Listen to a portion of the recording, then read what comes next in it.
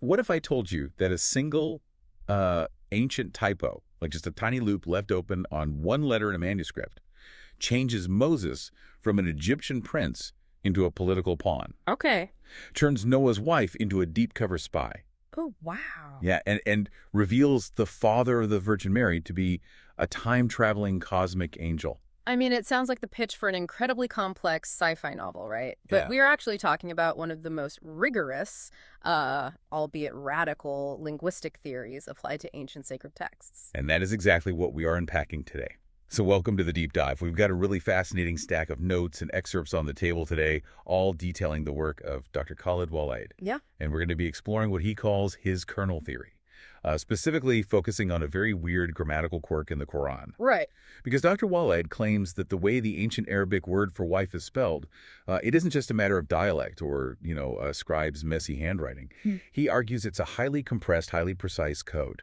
It is a code, and a code that, if you have his specific decryption key, it signals massive historical ruptures. Yeah. We're talking marital breakdowns, geopolitical espionage, and, like you mentioned, literal cosmic absence. Right. He essentially builds an entire alternative architecture of human and divine history from literally the smallest possible linguistic building block. Exactly. But okay, before we go down this rabbit hole, I really want to be crystal clear for everyone listening right now. Yes, very important. The theories of Dr. Khaled Waleed that we're exploring today, they completely rewrite sacred histories, ancient geopolitics, and the identities of major religious figures. Completely. So if you grew up reading these texts, a lot of what we're going to discuss today is going to sound completely upside down, like totally foreign. Oh, absolutely. It touches on very sensitive, heavily charged political and religious themes, reinterpreting Palestine, ancient Israel, prophetic lineages, all of it. Yeah. And so we have to say, we aren't here today to endorse these views or debate the theology or, take any political sides whatsoever, left or right. No, not at all. Our sole mission here is just to put Dr. Waleed's framework under the microscope, impartially understand the mechanics of his theory, and see exactly how he builds this massive narrative from his source material. We're looking at the architecture. We're not buying the house. Precisely. We are just examining his internal logic. And to understand that logic, we really have to start at the very foundation, which is the grammar. Okay. Because Dr. Waleed's entire theory, it hinges on a strict rule regarding the Arabic word for wife, which is imra. Right, imra. Okay, so let's unpack this grammatical rule, because I need to understand how a spelling difference launches us into literal time travel. Yeah, it's a leap. So in standard Arabic, the word for wife usually ends with a letter called the closed T. It's known as the ta marbuta. Visually, if you look at the text, it looks like a little circle with two dots on top.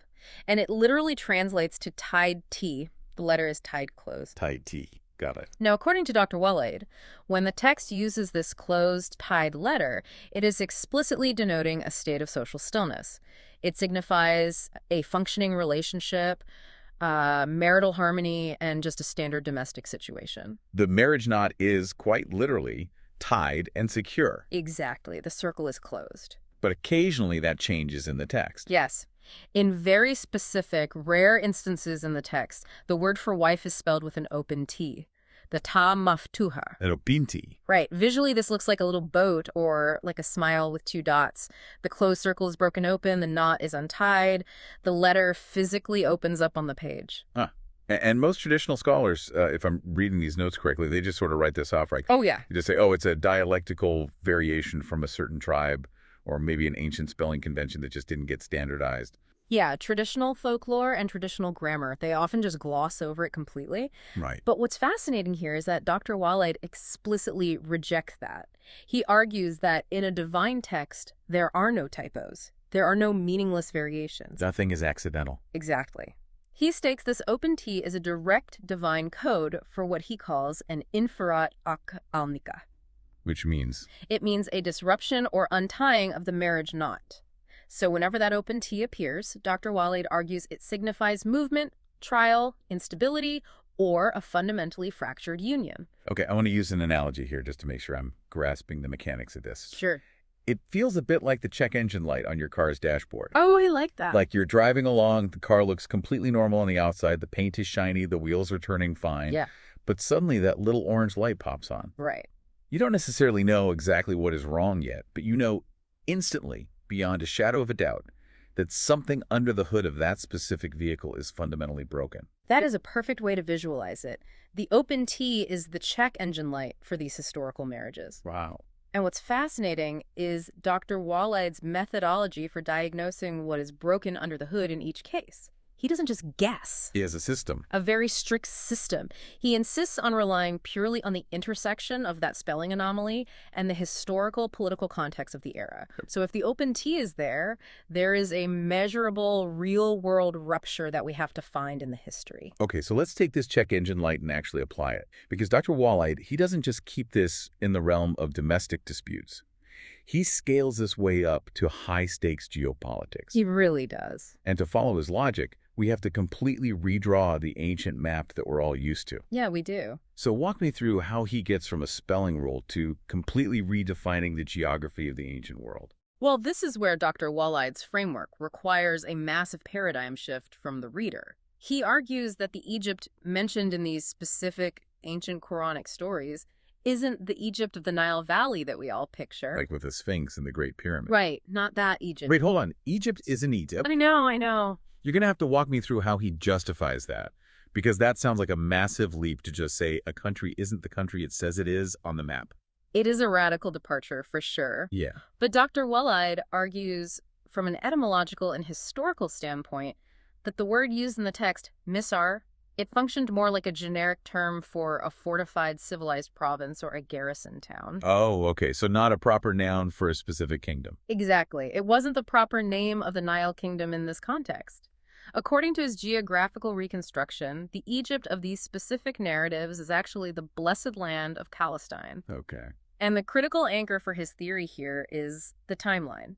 He places these events firmly during the era of the massive Achaemenid Empire. The Achaemenid Empire. Yeah, specifically under the reign of rulers like Cyrus the Great. Okay, so we are in an ancient Persian context ruling over the Levant. Yes. So if we accept Dr. Waleed's map for a moment, just to follow his logic, that means the pharaohs and the kings we read about in these stories, they aren't supreme independent monarchs. Exactly. And that is the crucial context for understanding why the open T is used. In Dr. Waleed's framework, rulers like Al-Aziz in the story of Joseph and even Pharaoh in the story of Moses, they were not sovereign kings. What were they? They were satraps. Satraps, meaning like local governors or vassal rulers. Yes, they were local administrators operating within the Achaemenid Confederacy. It's called the satrapy system. Right. There was a supreme king of kings, like Cyrus, who sat at the very top of the empire. And this supreme king would occasionally travel and visually inspect these provinces. Oh, okay. So these satraps, these local rulers, they're basically middle management in a massive ancient corporate conglomerate. That's a great way to put it. They're local branch managers who are absolutely terrified of the CEO coming down for a surprise site visit. That corporate anxiety is exactly what Dr. Waleed is pointing to, because to maintain their power, to keep their lucrative positions, and, well, frankly, to keep their heads attached to their shoulders. Yeah, literally. A satrap had to project an image of absolute stability, and in the ancient world, political stability was directly equated with household fertility, virility, and physical perfection. Oh, wow. Yeah. If a satrap's household was thriving and producing heirs, it meant the gods favored him, which meant the province was stable, which kept the king of kings happy. So if you're a satrap and your household is falling apart or you can't produce an heir, you are in literal mortal danger when the CEO shows up. Precisely. And this is exactly where Dr. Waleed applies the open T to the story of Al-Aziz and his wife. Okay, let's dive into that case study. So traditionally, this is the story of Joseph, or Yusuf, right? Right. He's taken into this wealthy Egyptian home, and the wife of the house is overcome with lust and tries to seduce him. It's usually read as just a morality tale about a wicked woman. That's the standard reading, yes. But the text specifically spells her title, Wife of Al-Aziz, with the open T, the ta maftuha. Ah, the check engine light is flashing. Exactly. The knot is broken. So what's broken under the hood of this specific marriage? Well, according to Dr. Waleed, the open T here has absolutely nothing to do with her suddenly becoming a wicked, lustful person. He theorizes something entirely systemic. Okay. He argues that Al-Aziz, the powerful satrap, was completely impotent or biologically incapable of fathering children. Oh. Therefore, the physical marriage tie was fundamentally broken. Okay, so the open T is flagging a biological rupture in this case. Correct. And Dr. Waleed argues this biological disconnect led to the wife experiencing severe long-term sexual and psychological deprivation. Wow. In his view, this actually grounds her intense, desperate reaction to Yusuf in a deeply human, traumatic reality. Instead of just casting her as a one-dimensional villain. Right, but the geopolitical angle is what truly flips the script here. Right, because if Al-Aziz is impotent, his quarterly performance metrics for the Akamid CEO are basically in the tank. Exactly. He can't show up to the royal inspection without an heir. He can't. And Dr. Waleed notes a very specific word choice in the text to prove this. When they take Yusuf in, they don't just say, let's adopt him. They specifically say, let us take him as a walad. A walad. Okay, what's the distinction there? In Dr. Waleed's linguistic breakdown, walad implies a direct biological child. This is opposed to a word like ibn, which can just be a more general term for a raised son or adopted boy. Wait, wow. Yeah. So they aren't just bringing Yusuf in because he's a helpful or a beautiful servant. No. They're literally using him as a biological prop. Mm-hmm. They plan to present this perfect, beautiful specimen to the visiting King of Kings and say, look at our magnificent biological son. Our household is incredibly fertile and stable. That is the core of Dr. Waleed's argument here. Yusuf was brought in as political camouflage. He was there to hide Al-Aziz's impotence and save his political career. That is wild. And the open T is the textual proof that the marriage was functionally dead, serving only as a geopolitical shield for the satrap. That completely recontextualizes the entire dynamic of that household. I mean, it goes from a simple morality play to a pressure cooker of political terror and biological failure. It really does. And Dr. Waleed applies this exact same logic, but with even higher stakes, to the story of Moses, right? Mm-hmm. The wife of Pharaoh. He does. And to understand the open T in that story, we have to look at how Dr. Waleed redefines Pharaoh himself. Okay. Because remember, in this framework, we are in Palestine under a Achaemenid rule.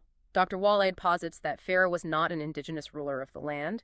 He argues Pharaoh was a foreign occupying military leader. Okay. Specifically, he identifies Pharaoh's faction as Magog. Magog, like Gog and Magog. Yes. In his system, Magog is a corrupting, militaristic branch of Bani Israel that was violently ruling over the indigenous, pure-blooded people of Palestine at the time. So Pharaoh is an occupier backed by the Achaemenid military machine, trying to keep the locals pacified. Right. But if he's an occupier, why is he married to a woman from the local population? Which is what Dr. Waleed claims, right? Yes. Dr. Waleed argues Pharaoh's wife was a local indigenous woman, and the marriage was just a classic imperial move. A PR stunt. Exactly. It was a sham marriage designed to project integration and pacify the restless local populace. Like, hey, look, your governor has married one of your own. We're all one big happy family. But the text spells wife of Pharaoh with the open T. The knot is broken. It is untied from the very start. It's a purely political facade. But here's the critical vulnerability for Pharaoh. Dr. Waleed points out that Pharaoh is described structurally in the text as abtar. Abtar. What does that mean? It means he is completely sterile, severed from a lineage. The text never mentions him having any biological children of his own. Oh. And his local wife definitely knows this. Oh, she knows it intimately. Yeah. She lives with this biological failure every single day. And she uses it against him brilliantly. How so? Think about the story. When she finds the baby, Moses, in the river, she doesn't cower before this terrifying military dictator. Right, she goes right to him. She goes to Pharaoh and says, let him be a comfort of the eye for me and for you. Let's take him as a walad. There is that word again, a biological boy. Yes. Oh, man.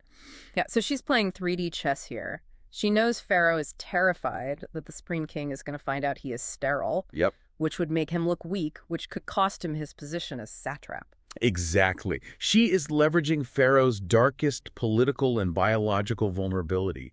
She knows he desperately needs a biological prop to show the visiting King of Kings. Wow. So she effectively says, I have the solution to your political survival right here in my arms, but you have to let this local child live. That is genuinely brilliant. She saves Moose's life right under the nose of the occupier by exploiting the very thing that makes the open T flash on the dashboard. Right. And if you've grown up reading these stories, you just think of Pharaoh's wife as a nice lady who liked babies and stood up to her mean husband. Exactly, just a basic Sunday school moralism. But Dr. Waleed is stripping all of that away to reveal a raw, ruthless political survival manual embedded right there in the grammar. The open T isn't about domestic drama at all. It's a literal marker of middle management panic and biological cover-ups. And that is what makes Dr. Waleed's methodology so compelling to analyze. He takes the single linguistic rule and proves it works consistently across different historical contexts within his framework. Okay, so we've seen how the check engine light goes on for physical, biological breakdowns that threaten political careers, like with the satraps. Right. But if I'm reading the rest of this outline correctly, the open T doesn't just stop at biology. Dr. Waleed scales this up to spiritual and ideological breakdowns. He does. And this requires us to shift from the physical realm into the ideological realm. We have to talk about religious treason, deep cover espionage, and Dr. Waleed's highly controversial concept of the Arab. Right, the Arab. Now, usually if you look at a standard translation of the Quran, that word is just rendered as Bedouins or wandering desert Arabs. Yes. But Dr. Waleed has a very specific, almost genetic and ideological definition for this group. He does. So walk me through his logic here, because this is where his theory gets incredibly complex. Okay, so to understand the Arab in Dr. Waleed's system, we first have to understand his rule of lineage. Rule of lineage. According to his interpretation of ancient genealogies, human prophets are meant to be a pure, uncorrupted line. And they are strictly, absolutely forbidden from marrying into the lineage of Bani Israel. Wait, hold on. Forbidden from marrying into Bani Israel? I know. That goes against almost every traditional theological interpretation, right? Oh, Which yeah. usually frames Bani Israel as the chosen or blessed lineage in these ancient eras. How does Dr. Waleed justify saying they were forbidden? It requires a total inversion of the traditional narrative. Yeah. Dr. Waleed categorizes this specific ancient manifestation of Bani Israel into two profoundly corrupting forces. Okay. The military corruptors, which he identifies as Magog. Like we just discussed with Pharaoh. Exactly. And the religious or ideological corruptors, which he identifies as Yaju. Yaju. Gog. Right. In his framework, these factions represent systemic rebellion against divine order. Therefore, a pure human prophet cannot mix bloodlines with them. Okay, so there is an absolute divine ban on that intermarriage. But where do the Arab fit into this? Well, Dr. Waleed introduces the Arab as a third mixed race. He argues they were born from a catastrophic historical mistake, What was? the intermarriage between the indigenous pure Arab humans and the religious corruptors, the Yaju. Okay, wow. So they are half human, half ideological saboteur. That is essentially how he frames them in this ancient context. But because the Arab possessed partial human blood from the indigenous side, the strict divine ban on marriage didn't technically apply to them. It's a loophole. It is a loophole. Prophets were allowed, legally speaking, to marry women from the Arab. Which brings us to the wives of Noah and Lot, Nu and Lut. Exactly. According to Dr. Waleed's detailed genealogies, both the wife of Nu and the wife of Lut were women from the Arab. Okay. And in the text, both of their titles are spelled with the open T, Imra at Nu and Imra at Lut. So the check engine light is flashing in both of their households. Flashing bright red. But the knot isn't broken because of impotence or political middle management issues like with the satraps. No, not at all. The physical marriage was consummated. They had children. So what's the rupture? The open T here signifies something much darker in Dr. Waleed's view. It signifies a broken religious and covenantal tie. It is high treason. High treason. I really want to emphasize how much this shifts the narrative. Because usually these women are just described as, disbelievers. Right. Like their husbands were prophets and the wives just didn't buy into the religion, so they got punished with the rest of the wicked city. That's a common reading. But Dr. Waleed is framing this as actual tactical espionage. He views it as high-stakes ideological warfare taking place inside the prophet's own home. Wow. Think about Noah.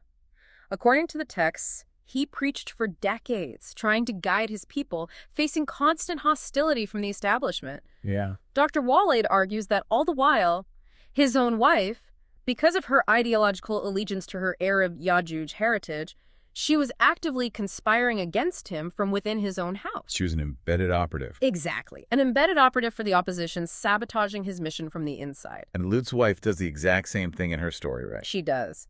When the divine guests, the angels, arrive secretly at Lut's house to warn him of the city's destruction, his wife leaks the intel. Oh, man. She alerts the hostile city leaders that there are vulnerable strangers in Lut's home, nearly getting them all killed. She acts as a literal informant. So the open T, the untied knot, is the text's way of instantly reflecting this invisible spiritual severing. Like, the marriage might have looked fine from the outside, they lived in the same house, but structurally, because of her treason, it was an unrighteous deed. Precisely. The spiritual tie was utterly destroyed, and so the Ta Marbuta physically opens up to become the Ta Maftuha. You really have to appreciate the architectural symmetry of Dr. Waleed's theory here. It's remarkably consistent. Yeah, because even though the cause of the breakdown changes, right? Like we go from physical impotence in Egypt to spiritual espionage in the ancient Levant. But the linguistic flag remains absolutely consistent. Always. The open T always, without fail, flags the fundamental breakdown of the union. Yeah. And he uses this consistency as mathematical proof that this cannot be a coincidence. It can't be a scribe's mistake. It is systematic encryption. It really is like a linguistic zip file. But okay, this is the point in the deep dive where things go from earthly politics and human espionage to, well, frankly, it goes to another dimension entirely. It really takes a leap here. Because if we thought redefining Egypt and introducing Hafyarju spies was wild, Dr. Waleed's application of the open T to the cosmic realm is going to blow people's minds. It is undoubtedly the most mind-bending application of his kernel theory. We are moving completely away from earthly betrayals and diving into cosmic absence and divine assignment. Yes. We have to talk about what Dr. Waleed calls the family of the highest assembly. So if you've been listening and feeling some cognitive dissonance so far, strap in. Definitely strap in. Walk me through this cosmic family, because when I read these notes, I actually had to read them 3 times just to make sure I wasn't hallucinating. I don't blame you. Dr. Waleed reveals what he claims is a massive hidden cosmic hierarchy completely embedded in the linguistic roots of the text. Okay. And at the absolute pinnacle of this hierarchy, just beneath God, is a literal cosmic family unit. A family unit of angels. Exactly. You have Gabriel, who Dr. Waleed identifies as the male figure, the archangel of spirit, creation, and life. Okay, well, Gabriel as the angel of life, that tracks with a lot of general theology. Right, but here is where it diverges sharply. Dr. Waleed claims that Jibril is married to Michael. Wait. And he identifies Michael not as a male warrior archangel, but as female. A female archangel. Yes, specifically the archangel of the soul and of death. In his notes, he refers to her as the angel of death assigned to you. Let me just pause here and act as the voice of the listener for a second. Go for it. You are telling me that in Dr. Waleed's linguistic decoding, the archangels of life and death are a cosmic married couple. According to his rigorous deconstruction of the source texts, yes, they are husband and wife. That is just wild to think about. And it goes further, because this cosmic union produces offspring. Angels having kids, okay. And these offspring represent the fundamental duality of the universe. They have a daughter named Iblis who represents temptation, trial, and evil. Wait, stop. Iblis. The figure of Satan. Yes. The ultimate adversary. That's the one. Dr. Waleed is saying that Satan is a female archangel who is the literal daughter of Gabriel and Michael. He is. How does he even begin to justify that? Well, he justifies it through a highly complex reading of root words and cosmic hierarchies that we unfortunately do not have 10 hours to fully dissect right now. Fair enough. But in his framework, Iblis is not a fallen, rebellious rogue agent in the traditional sense. She is actually a functional part of the divine design. Yeah. And to balance her out, the cosmic couple has a son named Idris, also known as Imran, and he represents good, grace, and divine guidance. Okay, so the universe in this theory is essentially powered by the ultimate family drama. It is. You have the sister bringing the trials and the brother bringing the grace. Dr. Waleed literally calls this the engine of life. The universe runs on the constant push and pull dynamic generated by these cosmic siblings. It's like friction and momentum. Exactly, and he assigns terms to this duality. Makkah is the taking, the trials, the necessary friction brought by Iblis. And Baka is the giving, the blessings, the spiritual elevation brought by Idris. Makkah and Baka. Wow. It is genuinely like a massive cinematic universe where the fundamental forces of quantum physics and morality are just family dynamics playing out on a cosmic scale. It's epic in scale. But, okay, we have to connect this back to the grammatical check engine light, because that's our anchor. Right. How does a spelling rule about the word wife factor into a family of archangels? It centers entirely on the son, Idris, who is also known in the text as Imran. Imran, okay. Dr. Waleed claims that Imran is not just a regular human prophet who lived a normal lifespan. So what is he? He identifies Imran as a figure called Dul-Qarnayn. Now, Dul-Qarnayn, that usually translates to the two-horned one, or the one of two epochs. Yes. And it's often debated by scholars as being Alexander the Great or maybe Cyrus. But Dr. Waleed says? Dr. Waleed says Dul-Qarnayn is Imran, and the title refers to his ability to exist in multiple epochs. Multiple epochs. He is, for all intents and purposes, a time-traveling cosmic entity. A time traveler. We literally went from ancient grammatical spelling rules to time travel. I told you we were taking a leap. He's a being capable of traversing time and space on specific divine assignments. Okay. And this brings us to the final and most crucial appearance of the open T, the wife of Imran. Which is spelled Imra at Imran, with the ta maftuha. Yes. The knot is broken. The check engine light is on. Okay, so let's look at Imran's timeline as Dr. Waleed constructs it. Right. So in his first phase, his first lifetime on Earth, Imran marries a human woman, and he fathers two children, a son named Harun, Aaron, and an older daughter named Maryam. Okay, so far that's just a normal family setup. But then Imran physically disappears. It's a poof. He doesn't die. He isn't killed in battle. He is called away by God on a massive cosmic mission. He simply vanishes from the earthly timeline. And his wife is left behind. Yeah. Entirely alone. Yes. And this is exactly why the open T is used. Oh. The check engine light is flashing on her title, not because of political impotence like the Egyptian satraps. Yay. It's not flashing because she committed religious treason like the wives of Nu and Lut. The knot is untied by the absolute, literal, physical absence of the head of the household. The husband has made a cosmic jump. Exactly. He's just gone. You know, I love the analogy of like an actor in a TV show. Okay. It's like a main character he just doesn't show up for season 2 because the actor took a movie role somewhere else. That's a good one. And the open T is the credit sequence, proving that the actor has left the set.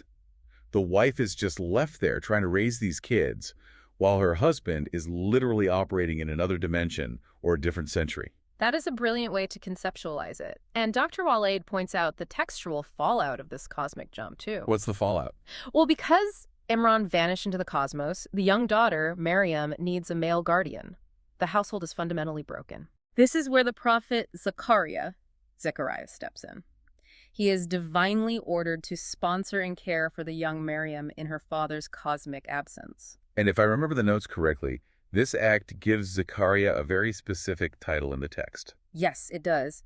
Dr. Waleed notes that the specific act of legal and physical sponsorship is why Zechariah earns the title Dul Kifl. Dul Kifl, which translates to... It translates to the sponsor or the guardian. The titles literally describe their functional roles in the fallout of Imran's time-traveling absence. This is just incredibly intricate. But wait, I have a question. Sure. If Imran is a time traveler, Dul-Qarnayn, the man of two epochs, does he come back? Like, does he show up for season 3? He does. And this is where Dr. Waleed's theory solves one of the most debated textual mysteries in ancient scripture. Oh, lay it on me. Imran returns in a second phase of history centuries later. And in this second phase, he marries a different woman. Okay. And he fathers a second daughter, also named Maryam. And this second Maryam is... This second Maryam is the one who becomes the mother of Jesus, or Isa. Oh my goodness. Okay, my mind is actually blown right now. It's a huge revelation. Because that explains one of the most confusing, highly contested lines in the entire Quran. Exactly. When the text refers to the mother of Jesus, it calls her the sister of Harun, the sister of Aaron. Right. And for centuries, traditional scholars and Orientalists have debated this. They've been saying, why would she be called the sister of Aaron when Aaron lived generations earlier during the time of Moses? Right. They think it's an error. They say it must be a metaphor, or maybe the author of the text just got confused about the timeline. But in Dr. Waleed's framework, it isn't a metaphor. And it definitely isn't a mistake. It makes perfect, literal biological sense. Because they are siblings. They are siblings. They share the exact same time-traveling cosmic father, Imran, just from two entirely different eras of his existence. It is literally like finding out two characters from completely different centuries in a sci-fi epic share the same immortal dad. Exactly. And this raises an incredibly important point about the elegance of Dr. Waleed's theory. What's that? Well, whether a listener accepts the reality of time-traveling archangels or Ecumenic geopolitics, you have to acknowledge that the internal logic of his system is airtight. It really is. The open T, always, without fail in his system, means the husband is missing from the marriage. Right. He might be physically present but biologically incapable, like the satraps. Yeah. He might be spiritually hostile and entirely disconnected, like the cases of espionage with Nu and Lut. Mm. Or, in the case of Imran, he is literally traversing time and space. The Ta Maftuha is the universal encrypted symbol for the missing husband. It all comes back to that linguistic zip file. It does. See that one open letter, a loop that just wasn't closed by the scribe. And if you have Dr. Waleed's decryption key, you unzip it and outpours this unimaginable story. A whole new world. You get Achaemenid political survival, sterile local governors adopting boys to fake their quarterly metrics, deep cover ideological espionage inside a prophet's house, and time-traveling cosmic angels balancing the forces of the universe. It is a stunning reimagining of history, and it's built entirely on the premise that in these texts, there is absolutely no such thing as a random spelling variation. Every single letter is a deliberate, placed variable in a massive historical equation. And I think for the listener, this is exactly why we do these deep dives. Because it proves the unbelievable power of active reading. Oh, 100%.